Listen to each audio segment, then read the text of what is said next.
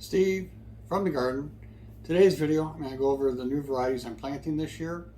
These are not all the varieties I'm planting, just ones that are new for me for this year. As I go through each variety, I'll put a picture here on your left so you can see what they look like. First up is Golden Nugget carrot. Now this is a yellow carrot with a 75-day maturity. Now carrots for me, I plant in the fall because I use them in my fall cooking for soups and stews. The next up is Spineless Supreme Zucchini. Now, while I grow winter squash before, I've never actually grown a summer squash, so this will be my first time doing that. I'll only be planting one of these at a time, and I'll do some succession planting with these. My goal for these is to actually turn them into zucchini bread. Next we have a watermelon. This is Babydoll Watermelon. Now this variety is a yellow flesh variety with a 70-day maturity on there. Now this variety got recommended by both Travis at Lazy Dog Farm and Mike at MB Heritage Farm. They both seem to really like this variety, so it tasted really good, so I was very interested in trying this. Now next up I got some lettuces. I got Myrrh, Magenta,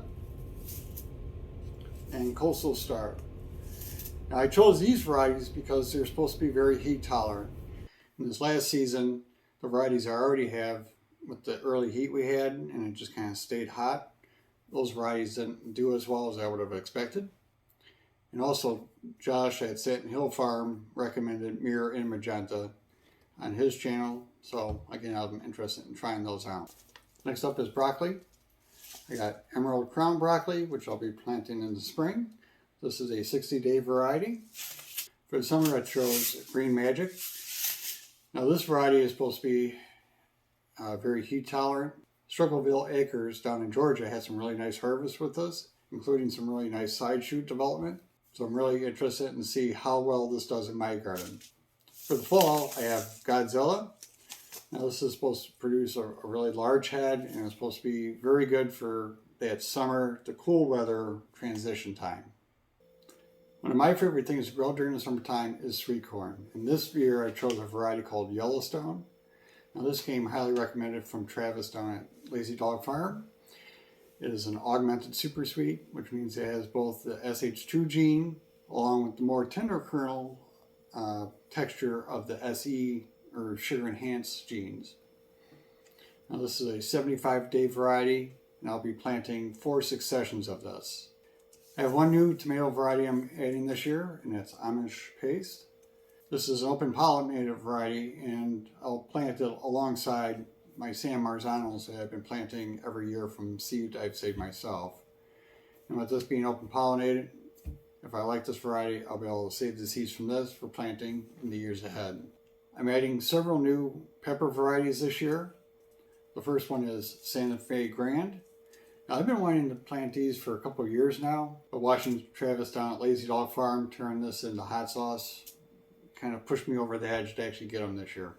I'm adding a new variety of jalapeno this year. This one's called Jalapeno Early. This is another heirloom. It's supposed to be a 72-day variety after transplant.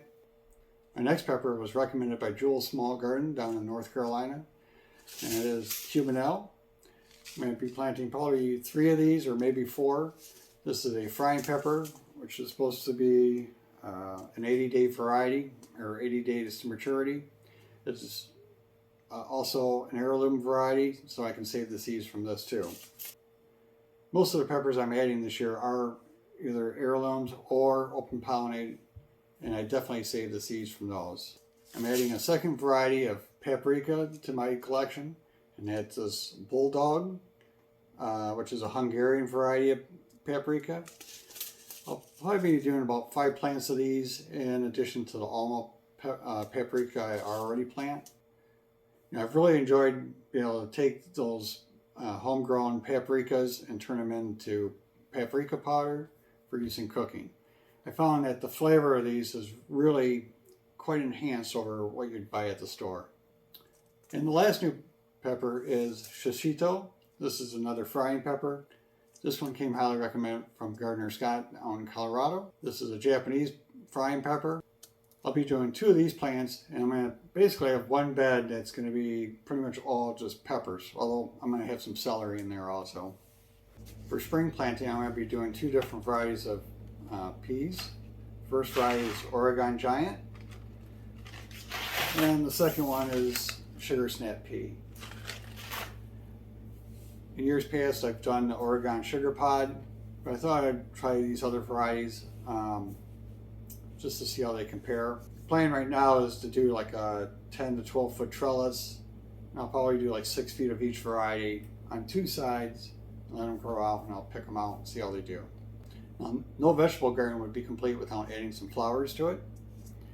So this year I'm adding a California poppy. This one's called Cherry Swirl, which is kind of like a red with yellow on it. I'm also adding Cosmos Double Click Violet Bicolor. Now last, I wanted to bring something that will bring in the hummingbirds. And this year that's going to be a red sage named Summer Jewel.